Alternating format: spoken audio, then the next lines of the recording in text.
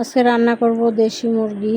আমার খালা দেশি মুরগি দিয়ে গেছে আমাকে, তো আদা দিয়ে দিলাম, রসুন দিয়ে দিলাম।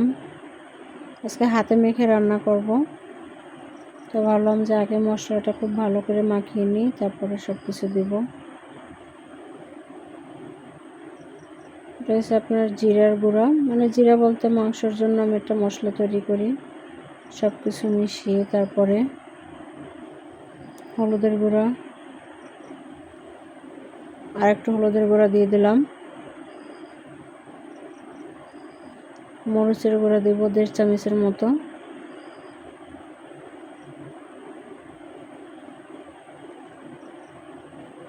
কুচানো পেঁয়াজটা আমি একটু ভাপ দিয়ে রেখে দিচ্ছি।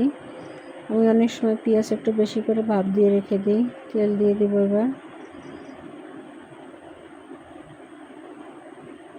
দেশি মুরগি যেহেতু, এই জন্য আমি একটু তেল কম ইউজ করি।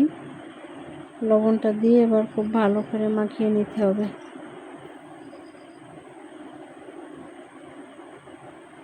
পরে আপনার দারচিনি এলাচ দিয়ে দিব।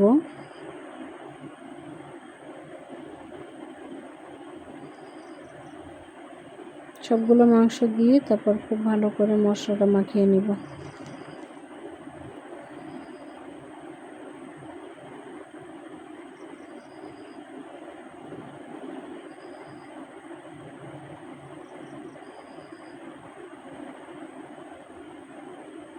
খুব সুন্দর করে মাখিয়ে নিতে হবে। যে কোনো আপনার মাংস বলেন, মাছ বলেন, যদি আপনি হাতে মাখিয়ে রান্না করেন, তো সুন্দর করে মাখিয়ে নেওয়া উচিত। মাখিয়ে কিছুক্ষণ রেখে দিয়ে তারপরে আপনার বসাইলে দেখা যায় আপনার মশলাটা, লবণ মরিচ যা যা আছে সব মাংসের ভিতরে বা মাছের ভিতরে সুন্দর করে আপনার যায়। তো মোটামুটি আপনার মাংসটা আমি কষিয়ে নিলাম। আর মুরগিটার যেহেতু বেশি বয়স না, বেশি সময়ও লাগতেছে না।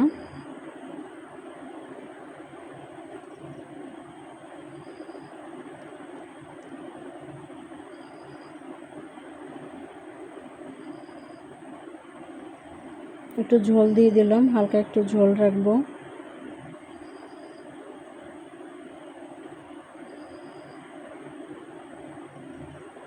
সবগুলো মশলা মিশিয়ে মোটামুটি হয়ে গেছে আমার মুরগি। মাছ রান্না করলাম সাথে, ওটা একটু দেখিয়ে দিলাম।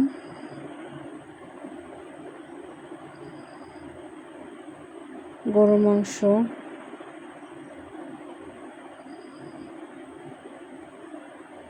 মুরগির কালারটা অনেক সুন্দর হয়েছে, আমার কাছে খুবই ভালো লাগছে। মাছ আমাদের নদীর তাজা মাছ। তো ভালো থাকবেন সবাই, আল্লাহ হাফেজ।